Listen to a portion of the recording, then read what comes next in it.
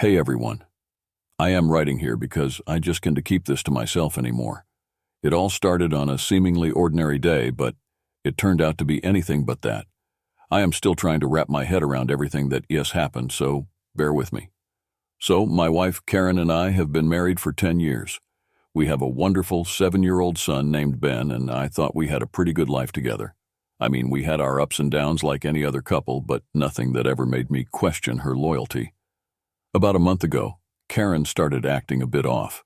She was more distant, always on her phone, and often going out with friends I'd never heard of. I brushed it off at first, thinking she just needed some space or was going through a rough patch. One night, she came home really late. I was already in bed, pretending to be asleep. I could hear her whispering on the phone, and something just didn't sit right with me. I felt like a paranoid fool, but I decided to check her phone the next morning. Of course, it was locked, and she never left it unattended anymore. That weekend, she told me she was going on a girls' trip with some friends.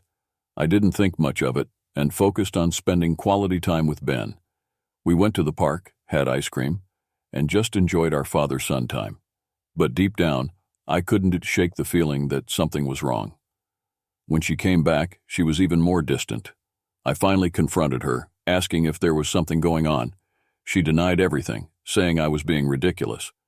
But her evasiveness only fueled my suspicions. Then, 2 weeks ago, I received an anonymous message on social media. It was from a fake account, but the message was clear. Your wife is cheating on you with a guy named Mark. Check her texts if you don't believe me. My heart sank. I didn't want to believe it, but I had to know the truth. That night, I waited until Karen fell asleep and took her phone. It wasn't easy, but I managed to unlock it and read through her messages. There it was, explicit texts and pictures between her and this Mark guy. They had been seeing each other for months, meeting up in hotels, and even in our home when I was at work. I felt a mix of rage, betrayal, and heartbreak.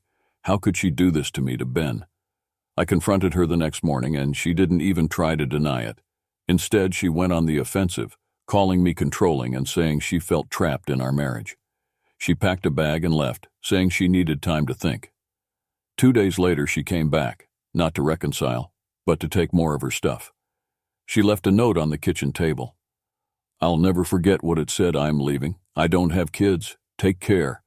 I was stunned. How could she just abandon Ben like that? What kind of person pretends their own child doesn't exist? Ben kept asking where Mommy was, and I didn't know what to say. I told him she was on a long trip, hoping to buy some time to figure things out. But I knew I had to face reality. Karen was gone, and she didn't care about us anymore. I am still in shock trying to process everything. Ben is my priority now, and I'll do whatever it takes to protect him. But the betrayal stings. How could she be so heartless? How do I explain to my son that his mother abandoned him? I know this is just the beginning of a long and painful journey, but I needed to share my story. Maybe writing it down will help me make sense of it all.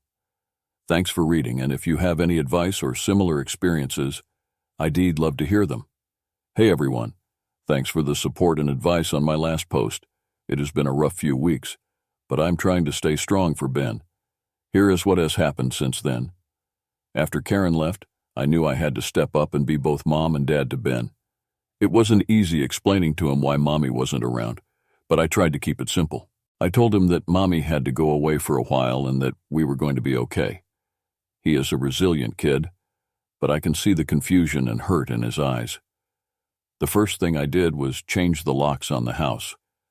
I couldn't stand the thought of Karen coming back whenever she pleased, especially after what she did. I also blocked her number and social media accounts. I needed to focus on Ben and myself without her toxic presence. My parents and sister have been incredible. They live a couple of hours away, but they've been visiting often, helping with Ben and giving me some much-needed support. My mom's been cooking up a storm, and my sister has been taking Ben out for fun activities to keep him distracted. Work has been understanding too. I explained the situation to my boss, and she allowed me to work from home more often so I can be there for Ben. My colleagues have been covering for me when needed, and it's a relief to have that kind of support. I decided to see a therapist to help me process everything. The first few sessions were tough, but it has been helpful to talk things through with someone impartial. I have been learning coping mechanisms and ways to handle my anger and sadness. I don't want my bitterness to affect Ben. As for Karen, she's still with Mark. I have heard bits and pieces from mutual friends. Apparently she is telling people that our marriage was dead long before the affair, which is just another one of her lies. I've decided to cut ties with those who are still in contact with her. I need people around me who truly support Ben and me. One of the hardest things was dealing with the legal side of things. I filed for divorce and full custody of Ben. My lawyer has been fantastic, guiding me through the process and making sure we re-prepared for whatever Karen might throw our way. She hasn't responded to the divorce papers yet, and honestly, I don't know if she ever will.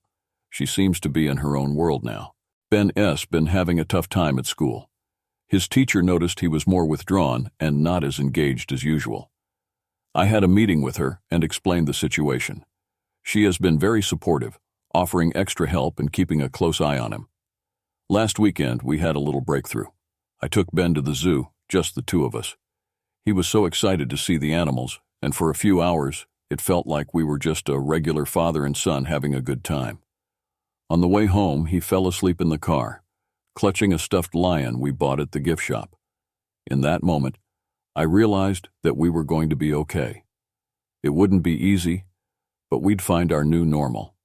I've started to reach out to old friends, trying to rebuild my social circle. It's as hard because I feel like I have to explain everything to everyone, but it has also been therapeutic to reconnect with people who care about me. One unexpected thing happened a few days ago. I received an email from Karen. It was short and to the point. I need to see Ben. When can I come by? I haven't responded yet. I am torn between wanting her to stay away and knowing that Ben might need to see his mom, even if she has a mess right now. I'll have to discuss it with my therapist and lawyer before making any decisions. For now, I am taking it one day at a time, focusing on Ben, trying to keep things as normal as possible for him, and working on healing myself. I'll keep you all updated. Thanks again for the support. It means more than you know. Hey everyone, thanks for the continued support. Things have been hectic, and I wanted to update you all on what happened next. After receiving that email from Karen, I had a lot to think about. Here is how it all went down. I took some time to talk with my therapist and lawyer about Karen's request to see Ben. My therapist emphasized the importance of considering Ben's feelings and stability first, while my lawyer reminded me to set clear boundaries to protect both of us. I decided to let Karen see Ben, but on my terms. I emailed her back, suggesting a visit at a public park where I could supervise. To my surprise, she agreed almost immediately. We set a date for the upcoming Saturday afternoon. When the day arrived, I was a bundle of nerves. I kept wondering how Ben would react, whether Karen would behave, and if this visit would cause more harm than good. We got to the park early, and Ben was excited to play on the swings and slides. He had no idea what was coming. Karen showed up about 15 minutes late. She looked different, more disheveled and tired. It was like she de-aged years in just a few weeks. Ben spotted her first and ran over, shouting, "Mommy!" My heart ached as I watched them hug, but I kept my distance to give them some space. Karen tried to put on a happy face, but it was clear she was struggling. She asked Ben about school, his friends, and what he'd been up to. Ben, being the sweet kid he is, filled her in on everything. For a moment, it almost seemed normal, but then the reality of the situation hit. Ben asked, "Mommy, when are you coming home?" Karen's face fell and she glanced over at me, looking lost.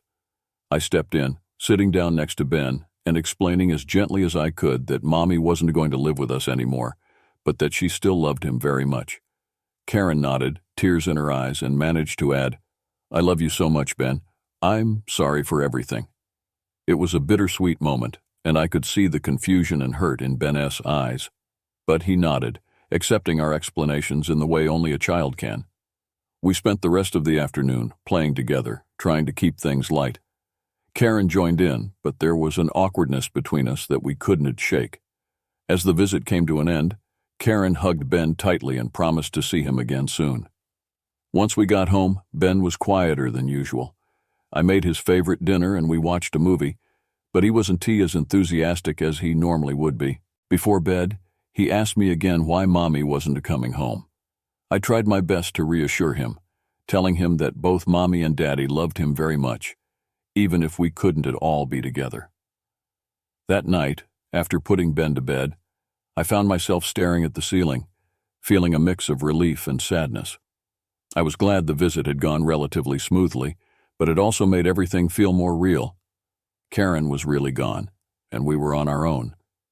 The next day, I got another email from Karen. She thanked me for letting her see Ben and asked if we could set up a regular schedule for visits. I told her I needed some time to think about it. I wasn't too sure how to balance keeping Ben's life stable with allowing him to see his mom. A few days later, I talked with my therapist and lawyer again. We agreed that setting up a regular visitation schedule could be beneficial, as long as it was supervised and in public places. I emailed Karen back, suggesting bi-weekly visits at the park or another agreed-upon location. Karen agreed, and we set up the first official visit for the following weekend. I could tell she was trying to make an effort, and despite everything, I wanted Ben to have some kind of relationship with her. He deserved that. Meanwhile, I have been focusing on creating a new routine for us. I enrolled Ben in some after-school activities to keep him engaged and give him something to look forward to. I've also been trying to take better care of myself, going for runs in the morning and eating healthier. One thing that has been helping a lot is reconnecting with old friends. I reached out to a few buddies I hadn't seen in a while, and we've been meeting up for coffee or lunch. It's been good to have some adult conversations and get out of my head for a bit. I know there is still a long way to go, but I am starting to feel like we are finding our footing. I am learning to navigate this new normal, and most importantly, I am doing everything I can to make sure Ben feels loved and secure. Thanks again for all the support and advice. It really helps to know I am not alone in this. I will keep you all updated on how things go. Hey everyone, back again with another update. I wish I could say things have been smooth sailing, but that wouldn't be true. Here is what has been going on since my last post. After setting up a bi-weekly visitation schedule, I thought things would start to stabilize. The visits went okay for the most part. Karen seemed genuinely interested in spending time with Ben, and he was happy to see his mom. I stayed close during these visits, keeping a watchful eye to ensure everything went smoothly. However, it didn't take long for the cracks to show. During one visit, Karen mentioned something about a new job she was starting. It seemed odd because, as far as I knew, she wasn't even looking for work.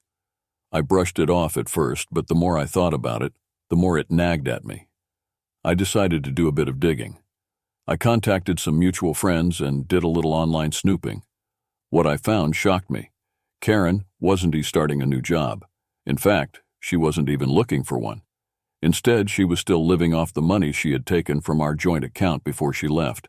To make matters worse, I found out that Mark, the guy she left me for, wasn't the only person she'd been involved with. Apparently, there were a couple of others she had been seeing on the side. The whole thing made me sick. How could she be so deceitful and reckless? I confronted Karen during our next meeting at the park. I asked her about the job, about the money, and about the other guys. She didn't deny any of it. Instead, she turned it around, accusing me of spying on her and trying to control her life. It was infuriating. She refused to take any responsibility for her actions, and I realized then that she hadn't changed at all. The confrontation didn't end well. Karen stormed off, leaving Ben and me at the park. I had to explain to Ben that Mommy had to leave early because she wasn't feeling well. It broke my heart to see the confusion and sadness in his eyes. That night, I decided enough was enough. I contacted my lawyer the next morning and explained everything. We agreed it was time to take a firmer stance. We filed for an emergency custody hearing to ensure Ben's safety and stability. I couldn't let Karen's lies and instability affect him any longer. The hearing was scheduled quickly. During the proceedings, Karen was defensive and tried to paint me as the bad guy. But the evidence was clear. Her erratic behavior, the lies, and her refusal to take responsibility spoke volumes. The judge ruled in my favor, granting me full custody of Ben. Karen was allowed supervised visitation, but only at a designated center, not on her terms anymore. The ruling was a relief, but it was also bittersweet. I never wanted things to get to this point. I never wanted to keep Ben from his mother. But I had to do what was best for him, and that meant setting firm boundaries to protect him from Karen's instability. Adjusting to life without the regular park visits was tough at first. Ben asked about his mom often, and I did my best to reassure him that she loved him, even if she couldn't be with him all the time. I took him to see a child therapist to help him process everything. It was one of the best decisions I made. The therapist has been great, helping Ben open up and express his feelings in a healthy way. In the meantime, I've been working on rebuilding our lives. I joined a local single-parent support group, which has been a fantastic resource. Meeting others who are going through similar experiences has been incredibly validating and comforting. We share advice, support each other, and even arrange playdates for our kids. It has been a lifeline. I also decided to enroll Ben in a karate class. He's been having a blast, and it has been a great way for him to channel his energy and emotions. Watching him learn and grow in confidence has been one of the few bright spots in this whole ordeal. Then, there was an unexpected twist. A few days ago, I received a call from Karen's mother. She wanted to meet and talk. I was hesitant, but agreed. When we met, she was distraught and apologized profusely for Karen's behavior. She explained that Karen had been struggling with some mental health issues and had refused to get help. She pleaded with me to consider allowing Karen more access to Ben, saying that it might help her get back on track. I didn't know what to say. On one hand, I wanted to help Karen get better. On the other hand, I had to protect Ben. I told her I needed time to think about it and would discuss it with my lawyer and therapist. This whole situation is a mess, and I am still trying to figure out the best way forward. For now, I am focusing on providing a stable and loving environment for Ben. He is my top priority, and I'll do whatever it takes to ensure he is happy and healthy. Thanks for sticking with me through this journey. Your support and advice have been invaluable. I'll keep you all updated as things progress. Hey everyone, I am back with another update. Things have taken another unexpected turn, and I am still trying to process it all. Here's what has been happening. After meeting with Karen's mother, I spent a lot of time thinking about her plea. I spoke with my therapist, my lawyer, and even some friends from the single parents support group. The consensus was clear. While it is important for Karen to get the help she needs, Ben's safety and stability must come first. I decided to stick with the court's ruling of supervised visitation. I communicated this to Karen's mother, explaining that once Karen showed consistent improvement and commitment to her mental health, we could revisit the idea of more access. It wasn't an easy conversation, but she understood and appreciated my honesty. For a while, things seemed to be settling into a new normal. Ben was doing well in his karate class and his mood was steadily improving. He had started to open up more during his therapy sessions, and I felt like we were making real progress. Then last week, something happened that threw everything into chaos. It was a regular Friday evening. I had just picked Ben up from karate and we were heading home. When we arrived, there was a car parked outside the house, a black car, unfamiliar and ominous. My heart sank as I saw Karen standing next to it. I felt a wave of anger and anxiety. She wasn't supposed to be here. I told Ben to stay in the car while I went to talk to her. As I approached, I could see she looked disheveled and agitated. "What are you doing here, Karen?" I asked, trying to keep my voice steady. "I need to see Ben," she said, her voice trembling. "I miss him, and I can't stand these supervised visits anymore."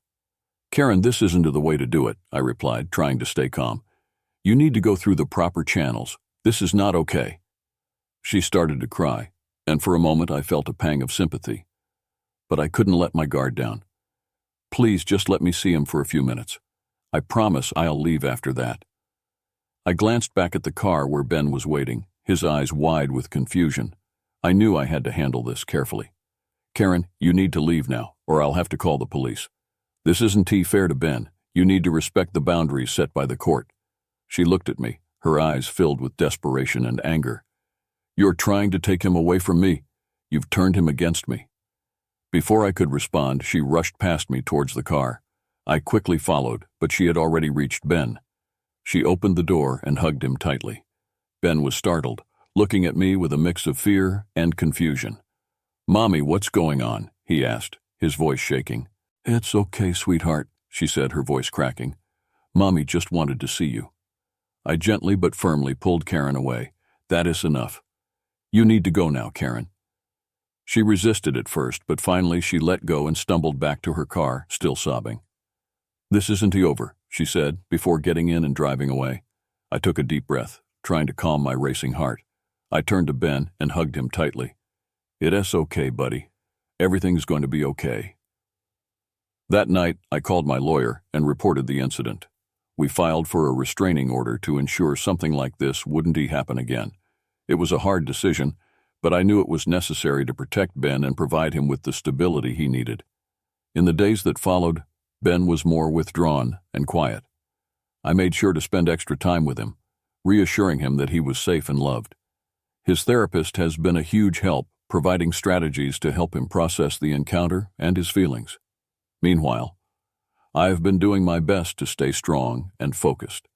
I have doubled down on my routine, making sure Ben's life remains as normal and stable as possible. It's been exhausting, but I know it is worth it. There's one more thing I haven't mentioned yet. A few days ago, I received a letter in the mail. It was from Mark. He apologized for his role in everything that happened and asked if we could meet. He claimed he had information about Karen that I needed to know. I'm not sure what to do. Part of me wants to tell him to go to hell, but another part of me is curious about what he has to say. I've been mulling it over, trying to decide whether or not to meet with him. For now, I am taking things one day at a time. I'll keep you all updated on what happens next. Thanks again for all the support and advice. It means a lot to know I am not alone in this. Hey everyone, I am back with another update. This one, S.A. doozy. I decided to meet with Mark, and what he told me has left me reeling. Here is what happened. After receiving Mark's letter, I spent a few days thinking it over. I was hesitant, but curiosity got the better of me. I needed to know what he had to say about Karen. So I reached out to him and we arranged to meet at a local cafe. I arrived early, nervous and unsure of what to expect. Mark showed up on time, looking as uneasy as I felt. We sat down and exchanged awkward pleasantries before getting to the point.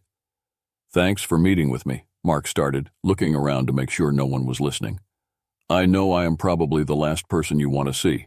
"You could say that," I replied, trying to keep my tone neutral. "So, what is this information you have?" Mark took a deep breath. "First, I want to apologize. I never intended for things to get this bad. Karen and I. It was a mistake, a huge mistake." I nodded, not really interested in his apology. "Just tell me what you know." He leaned in closer, lowering his voice.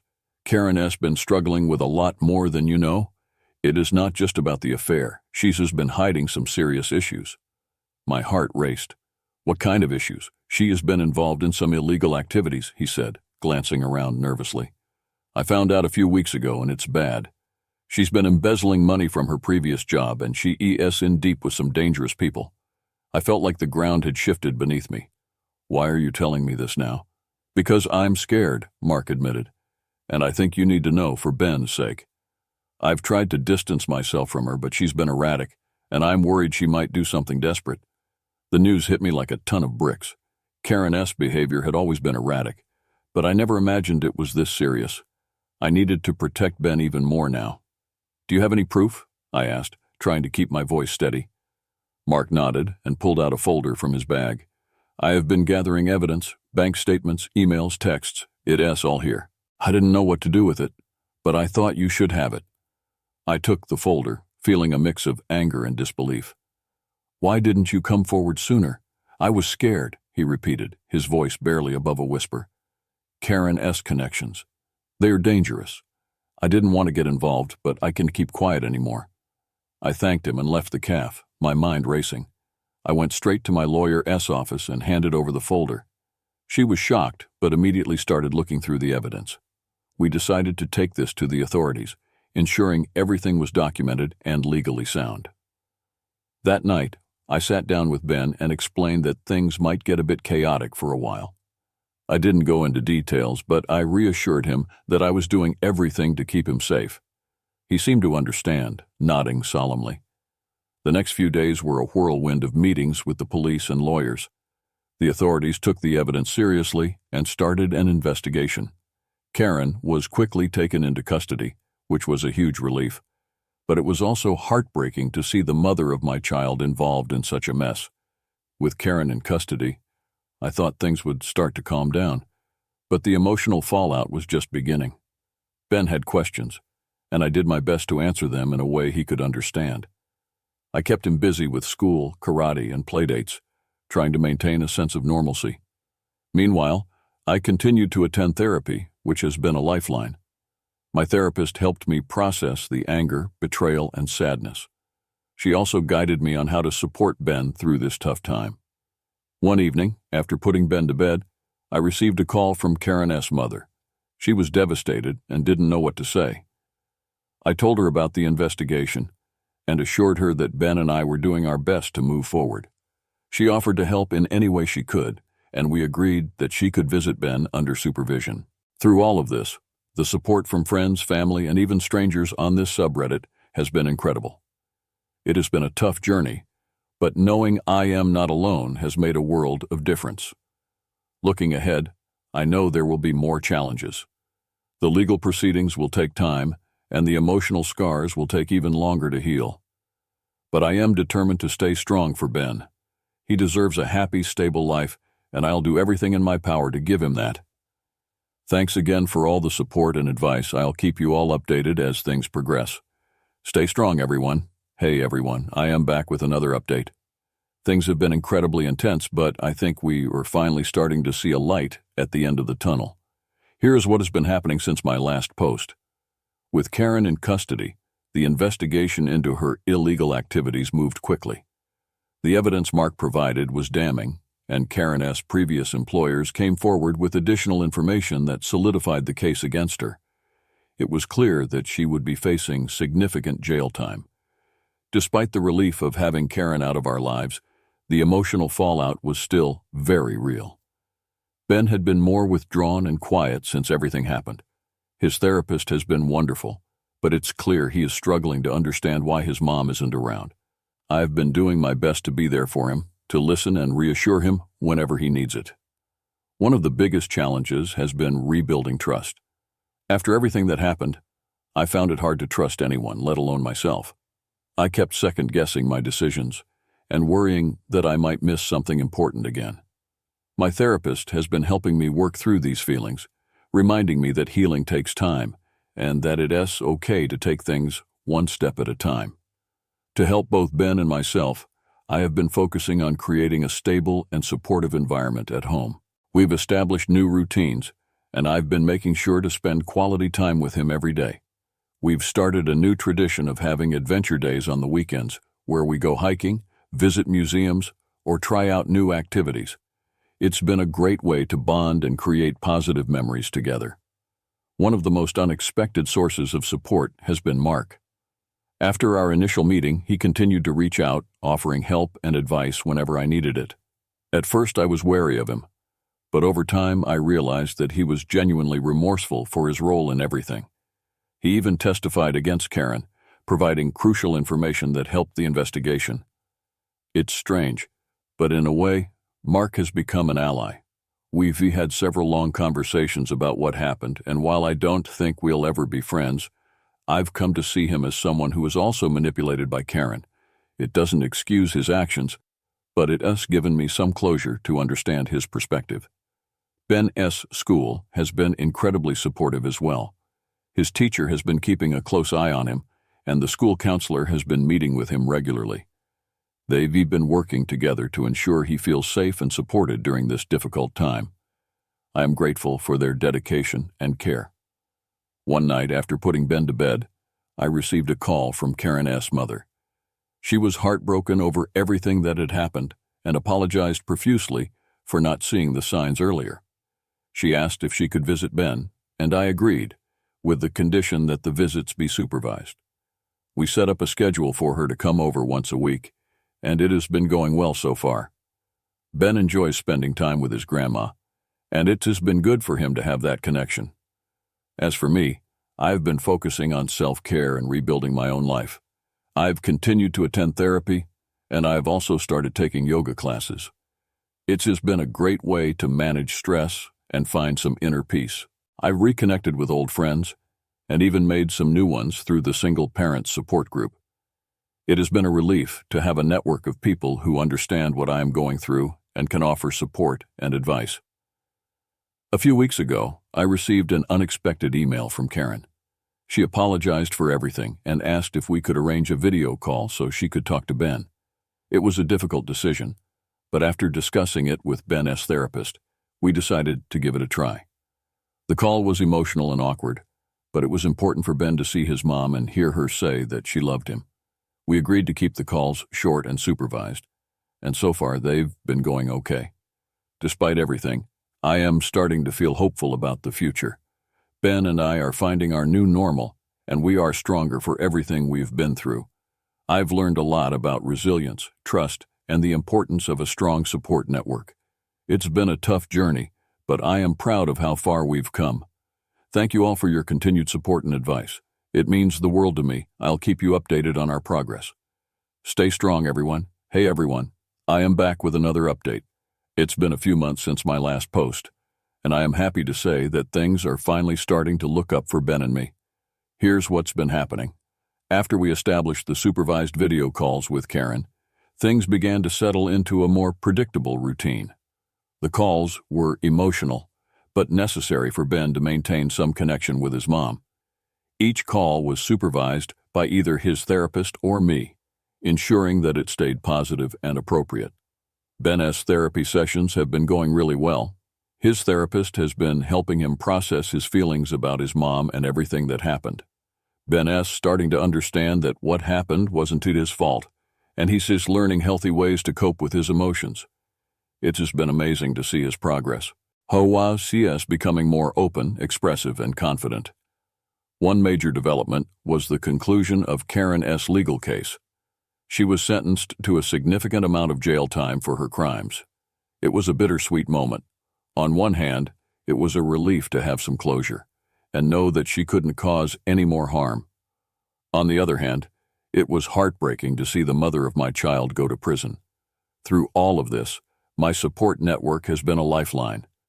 The single-parent support group has become like a second family.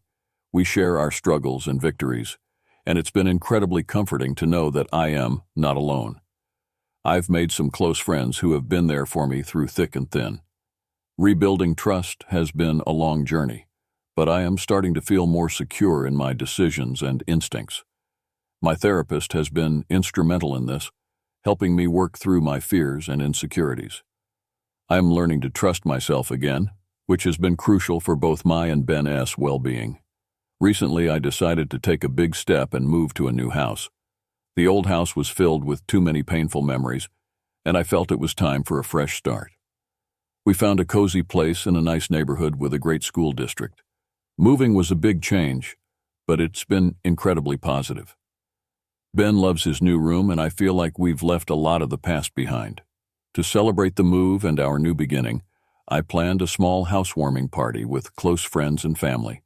It was a wonderful evening filled with laughter and support. Ben had a blast showing off his new room and playing with the other kids. It felt like a real turning point for us. One unexpected highlight has been my growing friendship with a fellow member of the support group, Lisa. She's just a single mom with a daughter around Ben's age. We've bonded over our shared experiences and have started spending a lot of time together. Our kids get along great, and it's been nice to have another adult to talk to and rely on. There's a spark between us, but we're taking things slow, focusing on building a strong foundation of friendship and support. Ben's karate classes have continued to be a source of joy and confidence for him. He recently earned his yellow belt, and I couldn't be prouder. He has also taken an interest in soccer, so I signed him up for a local league. It has been great to see him make new friends and develop new skills.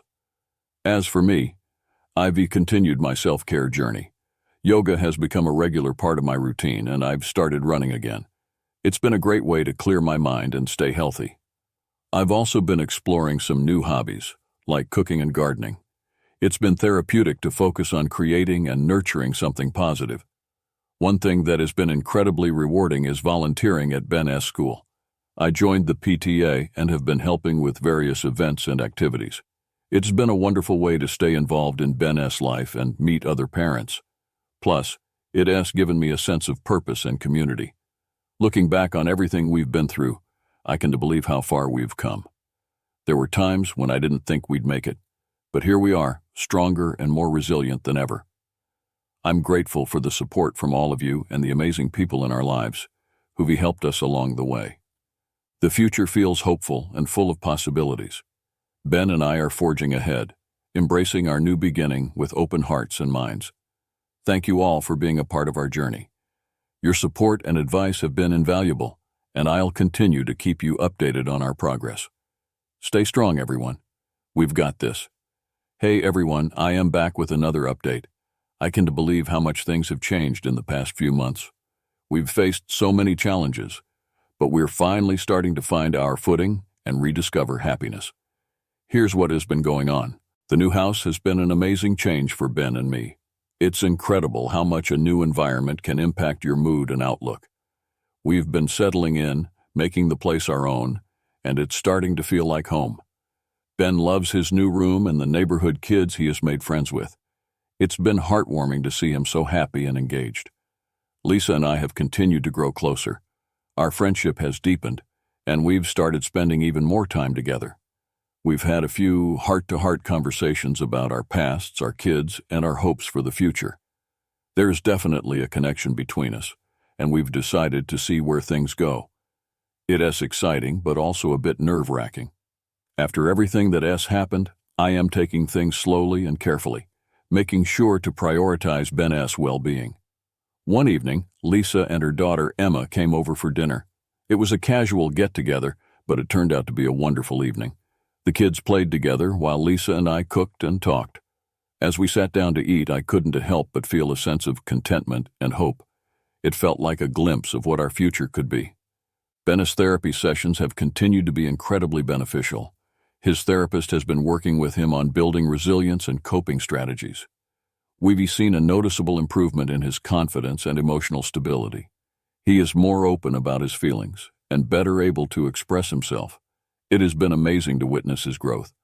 Soccer has become a big part of Ben's life. He has been thriving in the local league, making new friends and learning valuable teamwork skills. I've been going to all his games, cheering him on from the sidelines. It's been a great way for us to bond and create positive memories together. A few weeks ago, I received a call from Karen's mother. She informed me that Karen had been transferred to a different facility that specialized in mental health and rehabilitation.